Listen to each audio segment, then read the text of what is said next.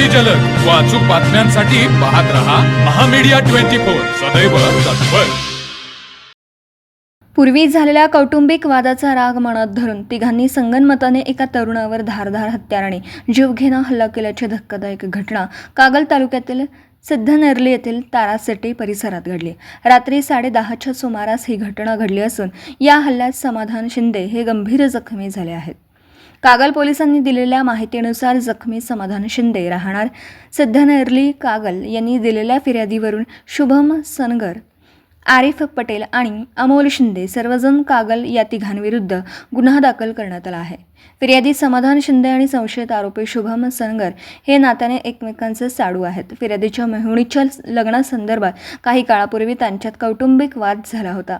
याच वादाचा आकस मनात बाळगून संशयितांनी समाधान यांच्यावर धारदार हत्याराने हल्ला चढवला। या भीषण हल्ल्यात समाधान शिंदे यांच्या उजव्या हाताच्या दंडावर, मनगटावर, दोनही कोपरावर, डाव्या खांद्यावर, उजव्या पायाच्या गुडघ्यावर, पोटरीवर तसेच डाव्या कमरेच्या मागील भागावर गंभीर जखमा झाल्या आहेत।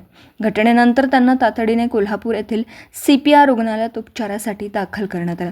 रुग्णालयात उपचार सुरू असताना समाधान शिंदे यांनी दिलेल्या जबाबाच्या आधारे कागल पोलिसांनी तीनही संशयितांविरुद्ध गुन्हा नोंदवला आहे। या प्रकरणाचा पुढील तपास कागल पोलीस ठाण्याचे उपनिरीक्षक RT तावरे आणि पोलीस हेड कॉन्स्टेबल पवार करत आहेत।